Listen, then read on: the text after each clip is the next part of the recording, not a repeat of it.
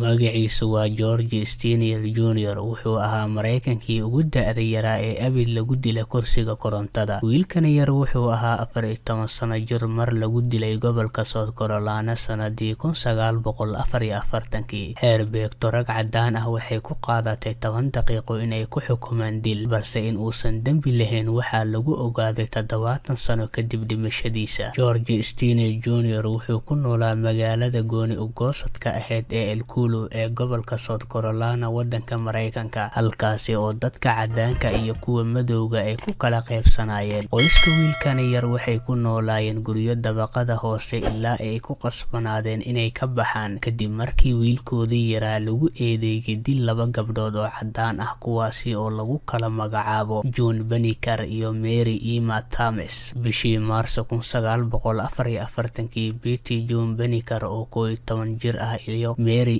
Emma Thomas oo 7 sano jir ah waxay ku dhex wateen baskiilkooda deegaanka Lagu iyagoo raadinaya ubax markii ay la kulmeen George Stinney iyo walaashiisa ka yar Amy. Way istaageen oo ay weydiiyeen haddii ay ogyihiin halka laga helo khudradda cagaaran. Taasi waxay ahayd markii ugu dambeysay ee gabdhahani iyaga oo nool la arko. Labadaasi gabdhood oo cadaan ahaa dib dambe gurigooda uguma soo laabanin maalintaa wixii ka dambeeyay. Maqnaashahooda ayaa ku kaliftay boqolaal ka mid ah dadka deegaanka Lagu wiilkan yar aabihiis inay isu yimaadaan oo ay raadiyaan gabdhaha maqan. Ma aysan helin ilaa iyo maalintii xigtay markaa oo 2 gabdhood meydkooda laga helay meel god oo biyo mareen ah. Dr. Asbury oo baaray meydadka gabdhaha ayaa yiri ma jirin wax calaamado cad ah oo muujinayo in ceeji lagu dilay, balse 2 gabdhood waxay la kulmeen dhimasho rabshado wata oo ku lug leh dhaawacyo badan oo madaxa ah. Dhakhtarka wuxuu kusoo gabagabeeyay in 2dani gabdhood ay qabaan nabaro ay u badan tahay inay sababeen aalad wareegsan oo qiyaasteeda la eg madaxa dubaha ama buriska. Hadal hoose oo magaalada la isla dhex maraya ayaa sheegaya in gabdhuhu ay joogeen guri qoys cadaan oo caan ka ah magaalada isla maalintii uu dilkooda dhacayay, balse baaritaan dheer ah lama samayn. Booliiskuna runtii uma muuqan inay raadinayaan dilaaga rasmiga ah. Markii saraakiisha fulinta sharciga ee degmada Glendon ay ka ogaadeen markhaati in Banniker iyo Thomas waa 2 gabdhood ee la arkay iyagoo la hadlaya Stinney oo ah wiilka yar, isla markii booliiska waxay aadeen guriga wiilka yar. Si dhaqso ayaa loo soo xiray waana la wareystay iyadoo aan waalidkiis, qareen ama markhaatiyo midna loo ogoleen in uu la kulmo. Booliiska ayaa ku andacooday in Stinney uu qirtay dilka Banniker iyo Thomas kadib markii qorshihiisa ahaa inuu la galmoodo mid ka mid ah gabdhaha, balse wuu ku fashilmay. Sargaal lagu magacaabo H.S. Newman wuxuu ku qoray qoraal gacanta lagu qoray, waxaan xiray wiil la yiraahdo George Stinney kadib wuxuu sameeyay qirasho, wuxuuna ii sheegay halka laga helo gabal bir ah oo u dhererkeedu yahay 15 inch. Wuxuu yiri waxaan dhigay meel god ah ilaa iyo 6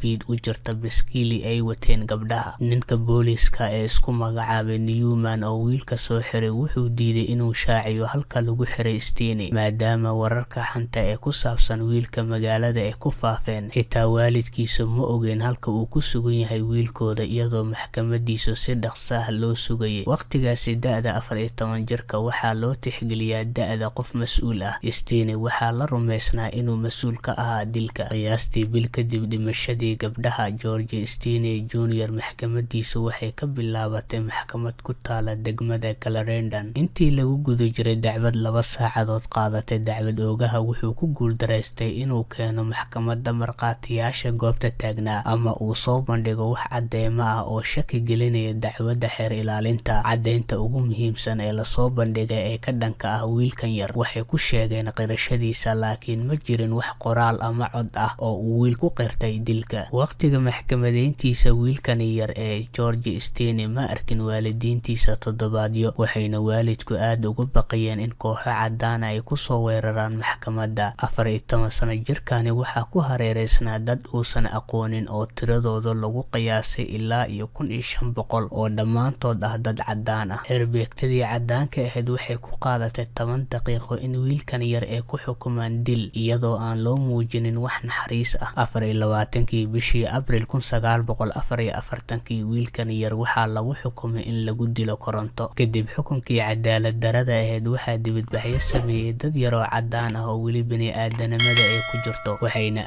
abaabuleen ururada shaqaalaha caddaanka iyo madowga waxayna ka codsadeen barasaabka gobolka South Carolina Olin Johnson inuu siiyo Stinney naxariis ku saleysan da'diisa yar. Dhanka kale boqolaal waraaqo iyo telegram ayaa lagu daadiyay xafiiska gudoomiyaha iyagoo ka baryay inuu u naxariisto wiilkan yar, laakiin dhammaan midkoodna kuma filnaanin inuu badbaadiyo wiilkaas. Bishii Juun 16, 1944 George Stinney Jr. wuxuu dhex galay qolka dilka ee xabsiga ku yaala degmada Columbia ee gobolka South Carolina isagoo gacanta ku haya kitaabka Bible-ka ah, isagoo uu culeyskiisu yahay 95 baan oo u dhiganta 43 kiilo oo kaliya. Wuxuu ku labisnaa dhar dhaadheer, waxaa lagu xiray kursiga korantada oo cabir ka weyn ah. Wuxuu ahaa mid aad u yar oo koronto yaqaanku ku dhibtooday inuu korantada ku hagaajiyo lugtiisa midig ilaa lagu fadhiisiyo kitaabkii Bible-ka ahaa ee uu watay. Maaskar aad u weyn oo isaga ka weyn ayaa wejiga lagaga xiray. Kaftan caawiye ayaa wiilka weydiiyey inuu haysto fursad erayada ugu dambeeya ee uu dhihi lahaa, balse wiilka yar wuxuu ku jawaabay maya mudane. Dhakhtarkii xabsiga ayaa isagana su'aal weydiiyey wiilka, wuxuu ku yiri ma doonaysid inaad wax ka sheegto waxa aad samaysay. Mar labaad wiilkii yaraa ayaa ku jawaabay maya mudane. Markii ay mas'uuliyiinta ku shideen koronto lagu sheegay cabirkeeda 2400 volts, isla markiiba wiilkii yaraa jirkiisa wuxuu bilaabay inuu gariiro, taasoo keentay in maaskarada wejiga ugu xirneyd ay siibato. Indhihiisu way ilmeynayeen, candhuuf ayaa kasoo baxaysa afkiisa si markhaatiyaasha qolka ku jira ay u arkaan dhammaan. Kadib 2 koronto oo dheeri ayaa loogu sii daray. Wiilkii yaraa waxaa lagu dhawaaqay in uu dhintay waxyar kadib. Waalidkii dhalay wiilkoodii ma aysan kula kulmin xabsiga iyo maxkamadoona sababtoo ah waxay ka cabsanayeen dadka caddaanka ah inay soo weeraraan. Dadkii ayaa waxaa la yaab ku noqotay muddo dhan 83 maalmood gudahood in wiilkaasi yar lagu soo oogay dacwad dil ah, maxkamad la saaray, la xukumay oo la dilay weliba, halka ay noqon lahayd in waxaasi oo dhan ay qaataan ugu yaraan sanad iyo badh. Si kastaba canugii yaraa xukunkiisii dilka ayaa la tuuray sanadkii 2014 kadib baaritaan la sameeyey. Walaashiis waxay sheegtay in laga been sheegay xilliga dilka uu dhacayay. Wuxuu la joogay walaashiis Ayma oo ay wada daawanayeen Family Cow. Waxay kaloo xuseen nin la yiraahdo Wilby Johnny Hunter oo sheegay inuu yahay Stinney qofka xabsiga iskula jireen. Wuxuu yiri Stinney wuu diiday inuu dilay labadaasi gabdhood. Wuxuu yiri ma aanan